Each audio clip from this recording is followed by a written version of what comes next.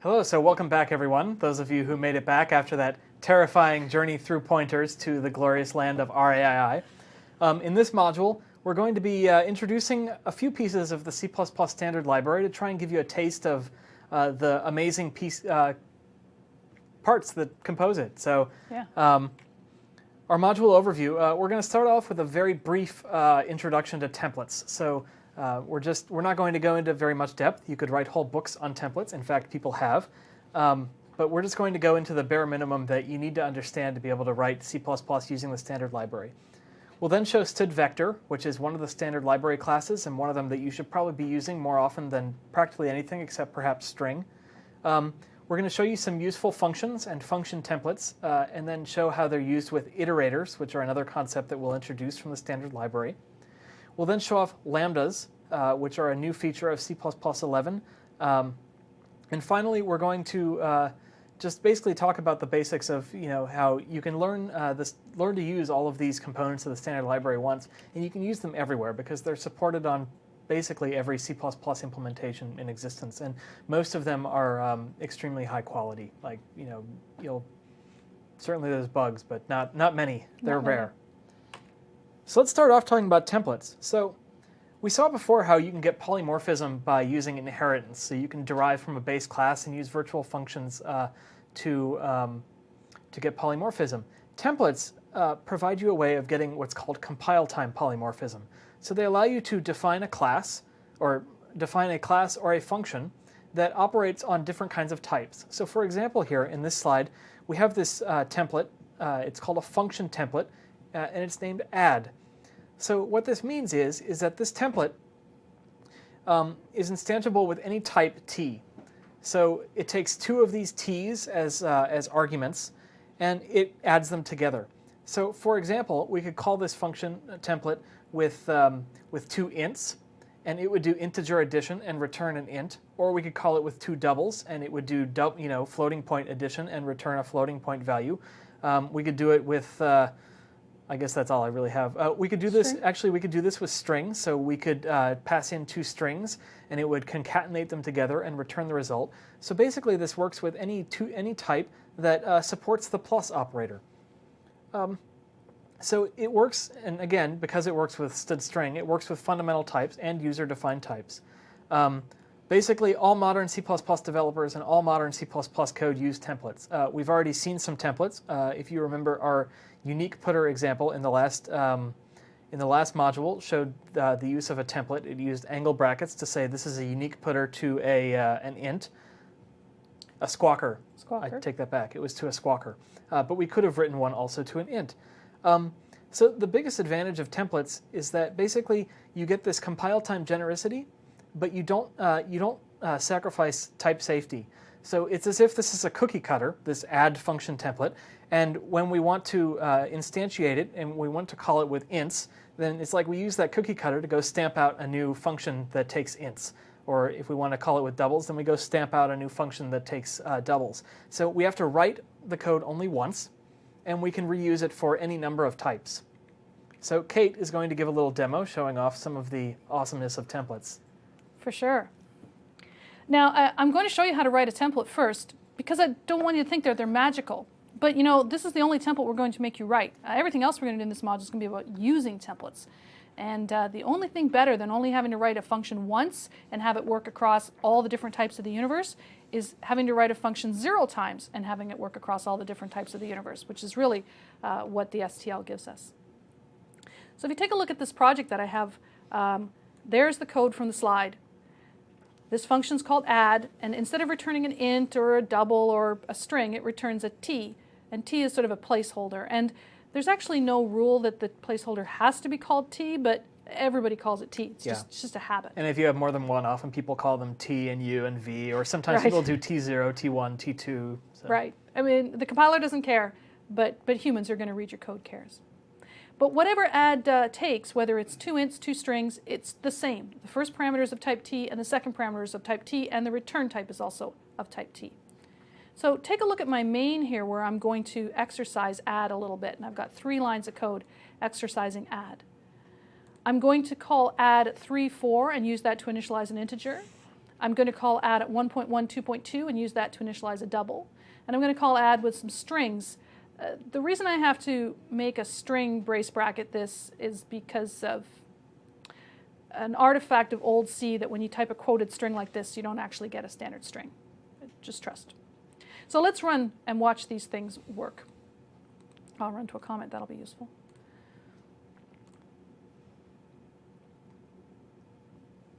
So after these 3 lines have run, you can see that I has the value 7, which is what 3 plus 4 is, and D has the value 3.3 to the precision that we have, which is what 1.1 plus 2.2 is, and S has the value hello space world, which is what hello space plus world is. So this function was written exactly once, and right away it can handle ints, doubles, and strings. And if we were to invent our own types like nuclear reactor or insurance policy, and we happen to explain what plus meant for adding 2 nuclear reactors together, then we could use add with those objects as well. Now take a look at the line that's commented out here. It's commented out, as you may have guessed from my demos, I comment lines out when they won't compile. So let's uncomment it. I'm trying to call add passing it this string s and the integer 2. And it's saying here, I don't know what to do. I can't figure out how to generate the template, what cookie cutter to stamp out. When you gave me 2 integers, I knew that t was int, and I knew what to do. When you gave me 2 doubles, I knew that t was double. But here they're different, and I don't know what to do. And so that's why this line doesn't compile. So we're not giving up type safety. This will work with anything, but we can make our rules like it has to understand plus, or they have to both be the same, or whatever rules we want to have on our template. And the rest of this demo, I'll show you later. Let's go back to James. Excellent. So function templates are not the only kind of template. You can also have class templates, and like we said, we had the unique putter example in the last one. Std vector is another example of a class template. So a std vector is a collection, or as it's called in C++, a container that stores elements that are all of the same type. So for example, we could have a std vector of ints, and it would store a sequence of integers. It's an ordered collection, so if you keep adding integers to it, then they'll keep getting appended onto the back. It resizes itself automatically when you add more. So when you create it, you don't need to know how many elements you're going to have. As you add more elements, it will just keep resizing the underlying array, or the underlying storage that it uses. And the advantage of this is that, so it does so in a way that is as efficient as possible. So it tries to balance, oh, I haven't allocated too much space versus, oh, I'm reallocating too often, so I'm having to move things around in memory a lot. So it works with the range for loop, which we'll demonstrate, and it works with a variety of other functions and operators. So Kate is going to now demonstrate the basics of std vector. So picking up the demo right where I left it off and taking a look at these 2 lines that follow that line that won't compile, I think you can probably just read this. Vector angle bracket int, vector angle bracket double, one's a vector of integers and one's a vector of doubles. There's those angle brackets again. You saw them here in defining and writing the template, but never mind that for the moment. You saw these in the unique pointer, where we said a unique pointer of squawker, and it was surrounded with angle brackets. And way back in module 1, we did the static cast to int with angle brackets. So you've been kind of soaking in it in that you've been seeing code that uses templates that we didn't have to write from the very beginning. So this local variable, which is named integers, is a vector of integers, and this one labeled doubles is a vector of doubles. And again, we're just choosing these names. They could be called new staff or important paychecks to write, and they could still be the vector of these types. This is a lovely way to initialize vectors, at least in demos. You've seen initializing with brace brackets and comment variables that go into the individual elements of a class. Here, I'm going to end up with this vector is going to have 4 elements in it, and those are going to be the 4 integer values that will be in that vector. And the same with this one. I'm going to have these 4 elements put into my vector of doubles. And you're not limited to 4. You could have 10 million if you wanted. If you really wanted 10 million numbers in your code. But that would work for you. Typically in sample cases, we make really short vectors, 3, 5, 7, because we get fed up with typing more than that. But you will occasionally see people creating vectors and initializing them in this way. Now, vectors are smart. Not only do they keep stuff in memory in the order that you added them and make room for more when you want to add more. They know their own size. So let's run down to this line.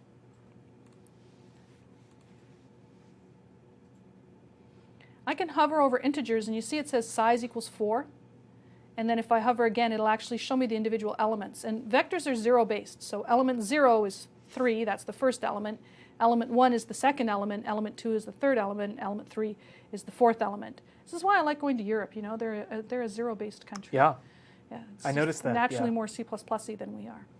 So you can see the size here in the debugger, but that's not a special capability of the debugger. The vector actually knows its own size.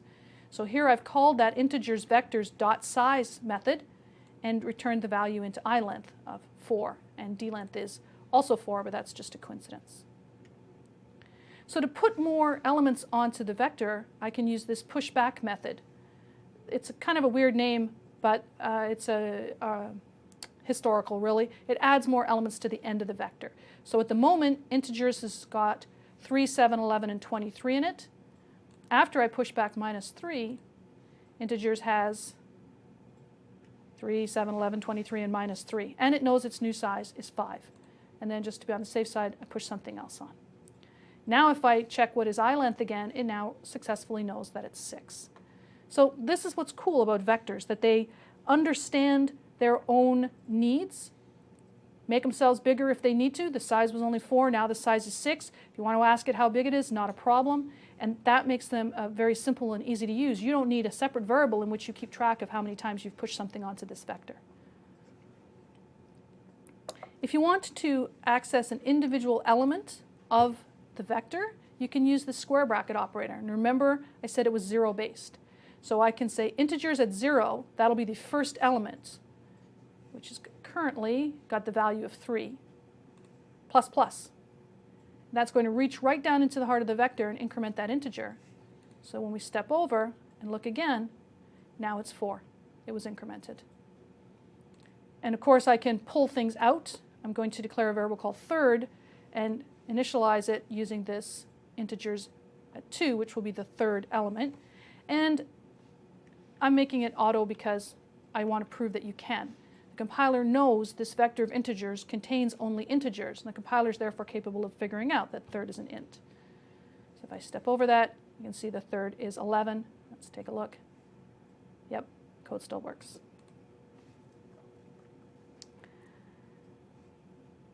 Now, these are the for loops that you saw in Module 2, the ones with 3 parts. The initialization, whether or not it's okay to keep going, and how to move to the next one.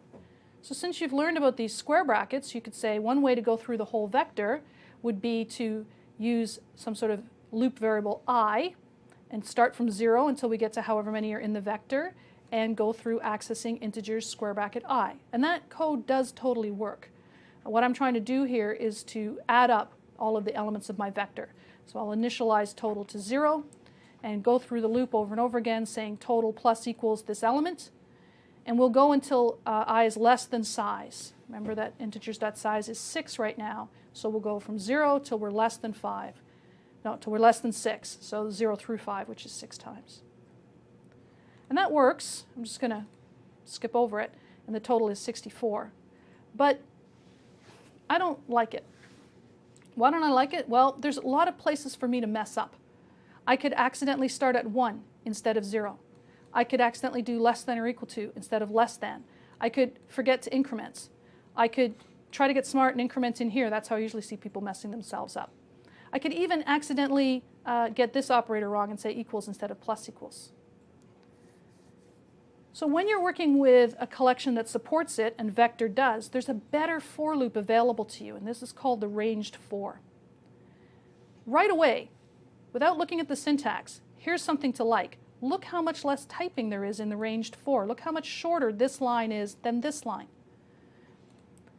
This syntax means for every element in integers, which is of type int. I mean, not that some of them aren't, but I'm telling the compiler that elem is an int. I could also just say auto here, and it would figure it out because it knows what the elements of the collection are. And I could even make it const auto ref, not that this matters for integers, and it would do that too. This is actually the best practice for using ranged for. Since I changed the code, I'm just going to be nice to it and run it, rebuild. So this much shorter ranged for, if I step down and run down to here, total 2 is 64, the same as total. So they get the exact same answer, but I just didn't have to write as much code, and I like that. Yep. Yeah, the less code you have to write, the better. So that said, though, for loops are somewhat limited in what they're able to express. So when you see a for loop, it has that header, and you can see, okay, we're maybe iterating over all these elements. But as Kate noted, you can change that. You can change the induction variable, the I, inside the loop accidentally. We haven't shown, but you can actually break out of a loop, or you can skip certain iterations from within the loop. You could return from the function within the loop. So in order to find out what you're actually doing, you have to read the entire loop. Like to figure out, oh, what is this for loop doing? What, is it actually correct? You have to read the entire loop. And so one way of making this simpler and making it easier to work with is using what are called algorithms. Now, there's the general idea of algorithms, which is just a set of steps to accomplish a task. But algorithms in the scope of the STL, at least with containers like vectors or sequences of elements, algorithms are completely detached from containers. So, for example, sort is a good algorithm. We wouldn't want to have to write a for loop to go and sort things. Further, we don't want sort to be a member function of vector because there's other containers. So vector is just one example of a container, but a string is also a sequence of characters. So maybe we want to sort all the characters in a string to put all the A's together and the B's and the C's. Similarly, there's other data structures that generally you don't use in your code, but like there's a list data structure, there's a deck data structure, and we want to be able to use the same basically the same functionality to sort all of these different types of things. And so to do that, we use what are called algorithms. So these are function templates, and they can operate on basically any type of range of elements. So you could plug in a range of elements from a vector, or you can plug in a range of elements from a string. And they come from, so in the standard library, they're defined in header files like the numeric header, which defines an algorithm that we'll look at in a moment. Also, the algorithm header defines most of the common algorithms. There's maybe 25 or 30 algorithms in the standard library. So these can help you to avoid writing your own loops to traverse a collection. So as we'll see in a moment, these algorithms make it really easy. You can look at the first word, which is the name of the algorithm, and know exactly what the code is going to do if you know what that algorithm does. For example, if you say sort and then you pass it a range from a container, oh, it's going to sort the elements in that container. The most important feature is that this supports this works with any container that supports iterators. So iterators are the way of abstracting how data is stored and separating it from how we operate on data. So basically, we want to be able to store data in all sorts of different ways. In a vector, we store it in an array underneath. In a string, we also store it in an array. But there's other kinds of data structures for storing sequences of data.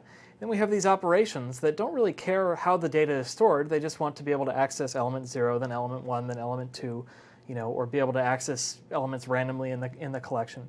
And so the way that we bind those together is through iterators. So containers expose a member function, two member functions, named begin and end. So begin gives you an iterator to the first element in the collection, so the initial element, and end gives you an iterator. It's one past the end, but it's basically to the end of the collection. And so you can feed these iterators into the algorithms and be able to basically use any of these generic algorithms, which are function templates, with any kind of collection of data. And so, if you think about it, if we didn't do it this way, we would have to write a sort function for every single container that we have. We would have to write a, we'll see in a moment, a find function or all these different types of functions for each type of container. And by having this separation of logic on the one side and data storage on the other side, and having iterators bind them, we only have to write all the logic once, we only have to write each of the containers once, and we can combine them all in the middle. So we get this multiplicative effect where we can use all of these algorithms and all of these containers together and basically get much more bang for our buck with the amount of code.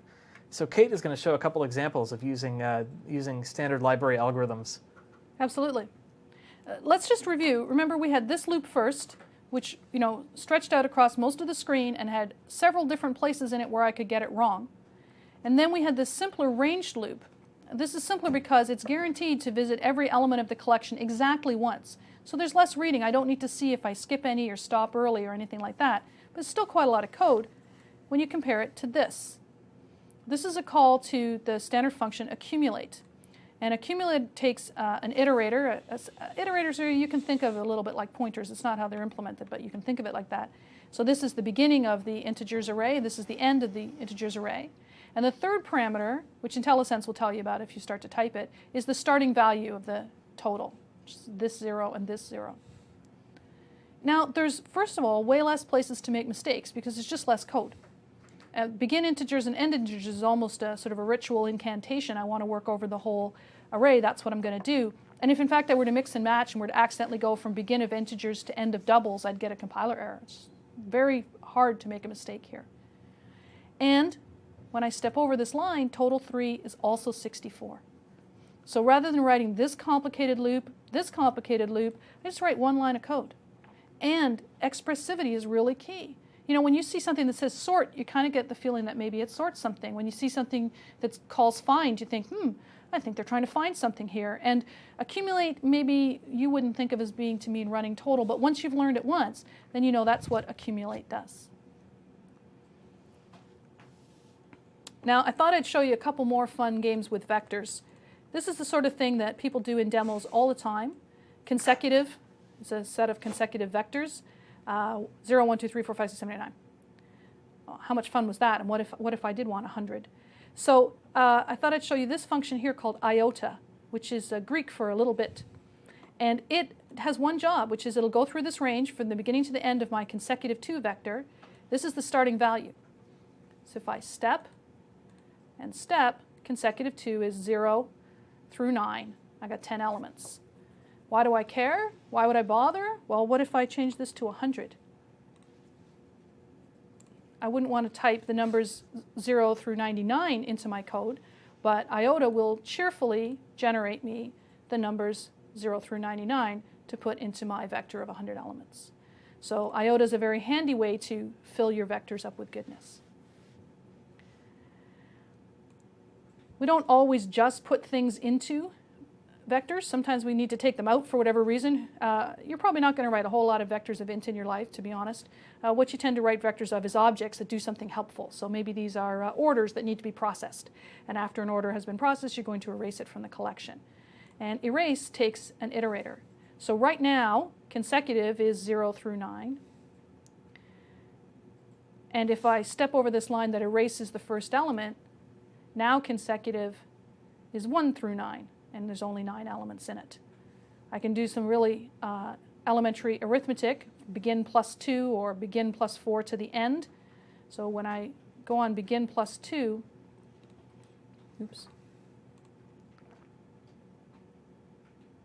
here's begin plus 1 plus 2. So expect to see the 3 disappear. And the 3 has disappeared. And then when I want to go begin plus 4 till the end, begin plus 4 is here, so I'll see 6, 7, 8, and 9 all disappear in that one line of code. And that's what's happened. And I've seen code where people make vectors and then they copy from one vector to the new smaller one with some condition, and it says I have to go through the loop and read it all over and go, oh, they're only copying some of them over. They're basically trying to delete some of them. I get it. Whereas if you call erase, I can see what you're doing. It's right there in the name. Now you don't just have to push back. You can insert at the beginning or anywhere else you want. So here I'm going to insert at the beginning plus 1. I'm going to insert the number 7. After I step over that line, you can see that's where it's been inserted. And James mentioned sort. What the heck? Let's sort our doubles. Remember our doubles, consecutive is a big mess. It's nowhere near consecutive anymore. But remember these doubles? They're not in numerical order. The negative one should be at the beginning, right? So if I look at doubles now, and then step over and look at doubles again, the negative ones move to the beginning and they're now in strictly numerical order. This method find will find a value inside your collection. And the type it returns is an iterator, which is complicated, so I'm just going to use auto. And then I can dereference the iterator with star, just exactly like with pointers, and say, go find that guy in the vector and change his value to 7.2.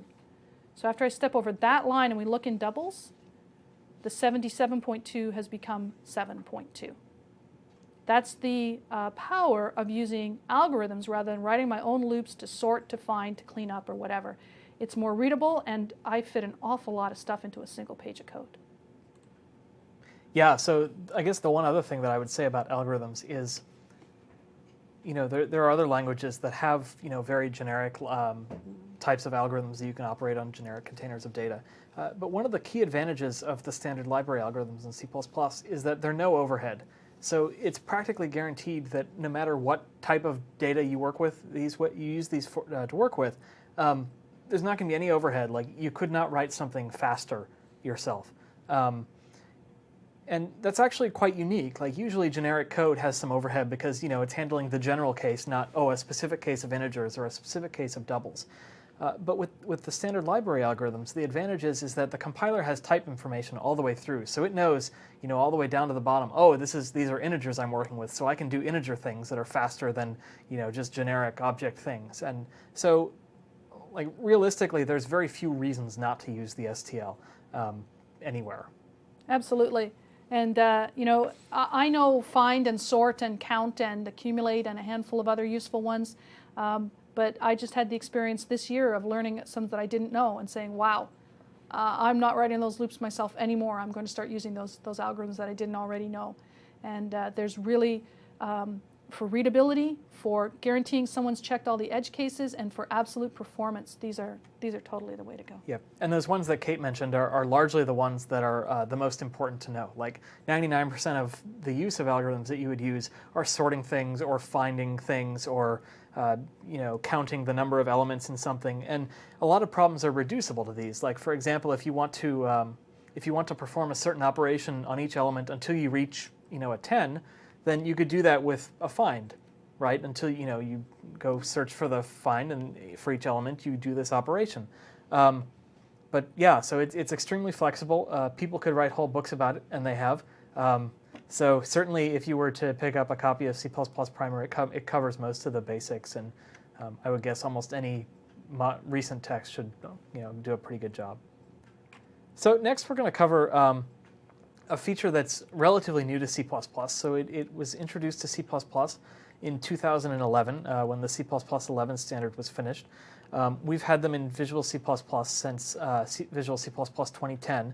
But what lambdas are is they basically give you a way to define unnamed functions. So you can define a function locally within another function. And they make using algorithms a lot easier because you can actually have some extra logic there. So you can do, for example, if you wanted to change the way the sort happens, like if you wanted to sort elements in descending order, you could provide a lambda there that does that sorting order. So it's especially useful for things like findIf or countif, which are algorithms that find, or like countif, for example, counts the number of elements for which a certain predicate returns true. So for example, if you wanted to count all of the even elements, then you could write a little lambda expression that shows you, or that tests if an element is even. So Kate is going to show a couple of examples of what lambda's expressions look like, how they're used. People often say, and I'll warn you before you see the code, that lambdas fulfilled the desire of the C++ community to find more uses for punctuation. So there will be even more punctuation, but it's in a good cause. Okay, so be happy. Let's take a look at this. First, this is not a lambda. This is just a loop. When we looped through the integers, we said, okay, let's add up all the integers. And then I said, haha, you can use accumulate. And you're like, oh, okay. But now what I'd like to do is loop through the doubles and multiply all the doubles together. So I'm going to go through for each double in the collection and product star equals D. So I'll multiply all the doubles together. Ha ha ha. But you can't do that with accumulate. Sure, I wrote the demo. Challenge accepted. Here's the call to accumulate. And like the accumulate that added, we have the range we want to operate over from the beginning to past the end of doubles, and a starting value, which is 1.0. If I typed 1 in here, I'd do integer math and get the wrong answer. 1.0. And then there's a fourth parameter. So you met the accumulate that takes 3 parameters. This accumulate takes 4 parameters. And the entire next line is the fourth parameter to that accumulate call. And what it is essentially a little piece of code that says what to do to each element. Normally when you write lambdas, you don't have a lot of control. It is, as James mentioned, an anonymous function. And the code you want to give it to is really usually in charge of what your function takes. So in the case of accumulate, you write a lambda. It's like a function in that it has round brackets here, the same as when you declare a function, but it's anonymous. There's no name here. There's these pair of square brackets, which in this context I'm going to interpret as, hi, I'm a lambda, because they always have to be here and they sort of alert the compiler what's going on.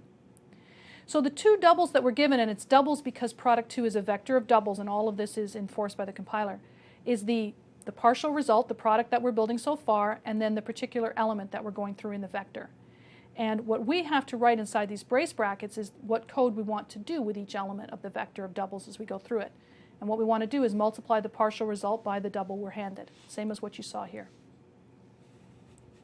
So if I run past this code, you can see that product is minus 51.3216 and product 2 is minus 51.3216. So it's exactly the same value. But again, this is less code than this. And this is less code to get wrong and less of an opportunity to make errors. So it's a good use of accumulate. And James mentioned counting all the odd or even numbers. I'm going to unpin Solution Explorer so I can have longer lines of code. I'm going to call a standard library function called count_if that takes the usual range beginning to end, and the third parameter is a lambda. And this lambda takes an integer I because this is a collection of integers, and we're going to go through the collection, and countif will hand the lambda one number at a time. And the lambda will return true or false. If it returns true, countif will say, okay, that's 1. And if it returns true again, countif will say, okay, that's 2. If it returns false, it won't increment the count. Another piece of punctuation. This one's not related to lambdas or the standard template library or anything. We just didn't mention it back in arithmetic. This is the modulo operator. And it returns you the remainder after dividing. So 3 divided by 2 is 1 with 1 remainder. But 4 divided by 2 is 2 with 0 remainder. The modulo operator just gives you the remainder. So any odd number mod 2 will be 1, and any even number mod 2 will be 0. So this returns true for odd numbers and false for even numbers. So let's take a look at integers, see what it's got in it.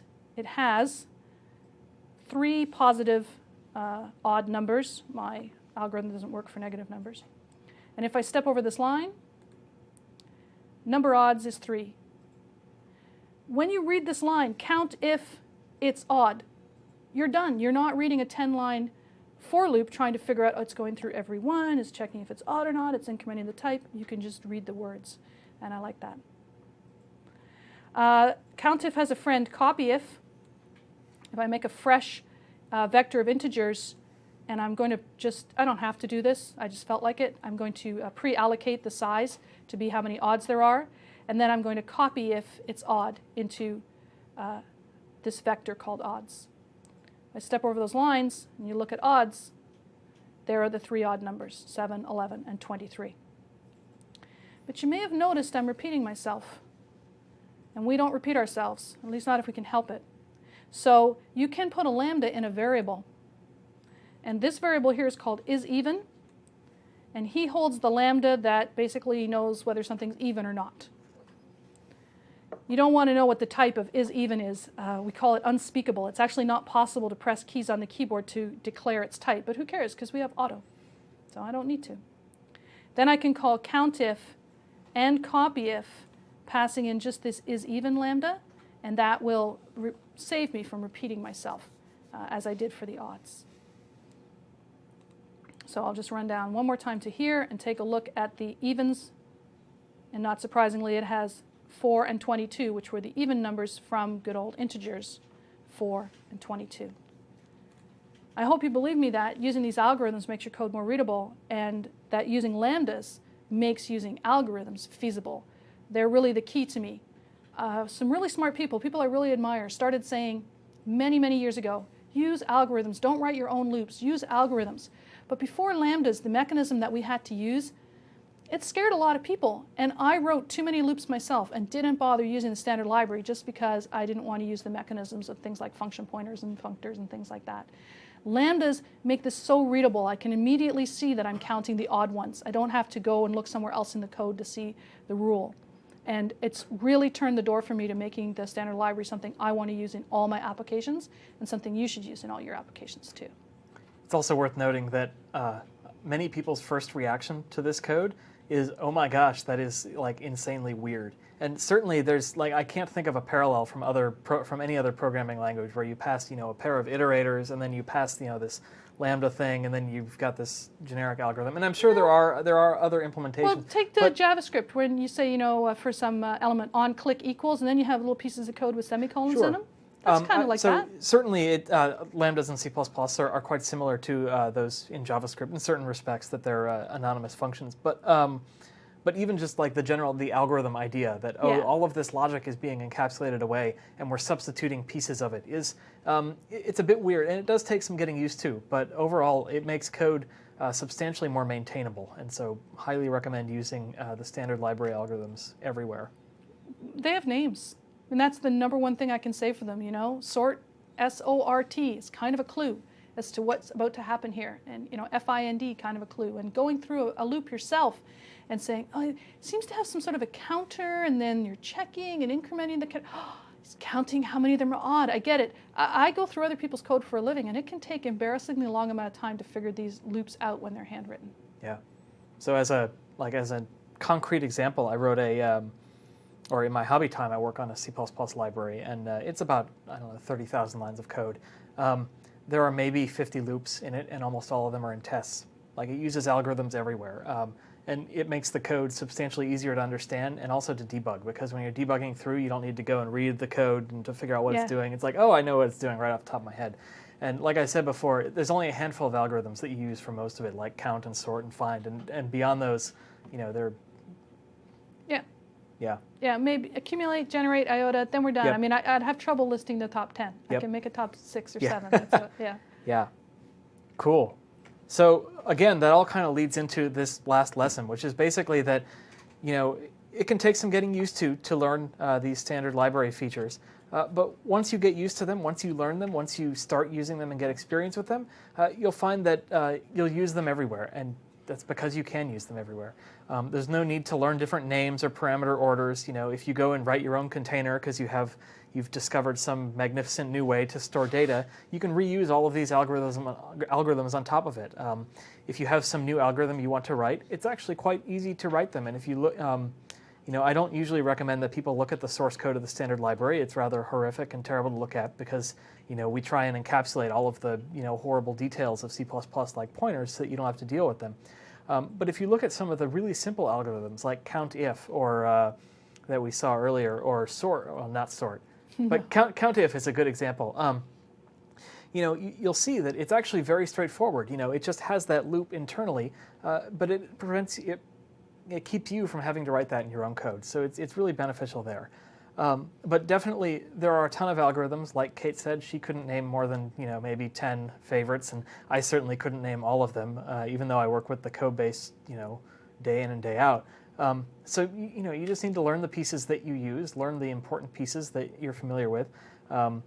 Oftentimes I'll be hunting around Stack Overflow to see is there an algorithm to do whatever, and I'll learn of a new algorithm and I'll use it in a one-off thing, or I'll learn it's really cool, like accumulate I had never heard of, and then a few years ago I heard of it, and then suddenly I started seeing uses for it everywhere and started replacing loops with it. So it's really useful from that respect. So we've got one more demo, because demos are amazing. Demos are amazing. But I wanted to give you some immediate benefit for starting to learn some of these algorithms. So I showed you them all with vectors.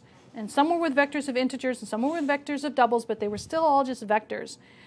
James mentioned string is a container. So take a look at this last little block of code in here. I'm going to make a string called sentence. It's a little self-referential. It says this is a sentence being stored in a standard string instance, because I'm just geeky like that.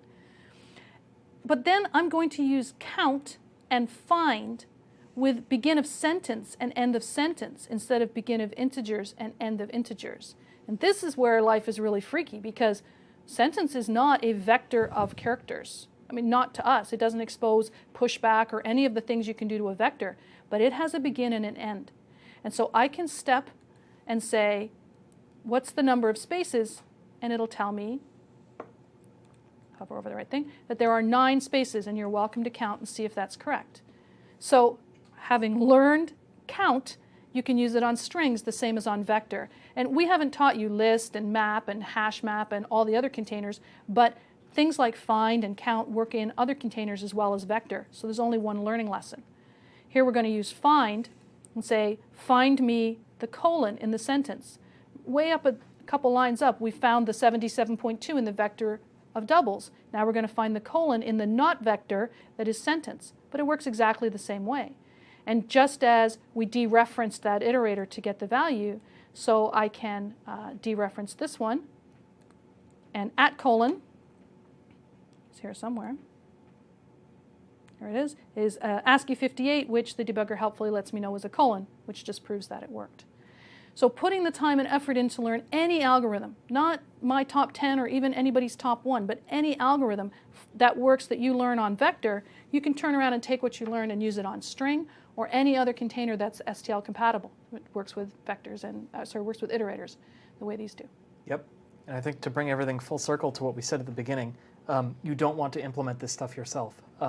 Like the implementation of vector is maybe 1,500 lines long because it has all these operations, and it has to be extremely careful to make sure that if an exception is thrown, I don't leak memory or forget to destroy objects and other things like that.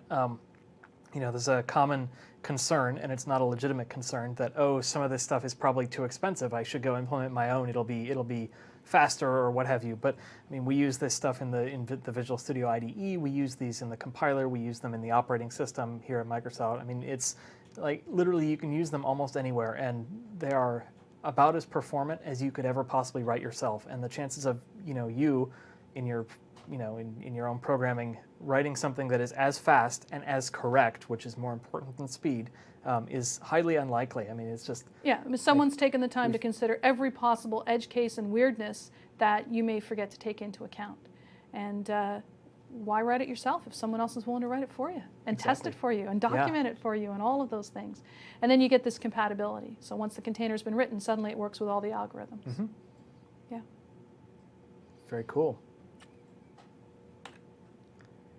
Well, that brings us to the end of this module. So we are going to take one last break, and then we'll come back, and we're going to cover basically a list of things that we didn't cover, some directions for going forward, and then we're going to show some examples of cool software built in C++, just to try to show you that it's really not that scary, that it's a powerful language, it has a lot of capabilities, and you can use those capabilities pretty easily to build cool software. So we'll be back in 10 minutes, and we'll see you then.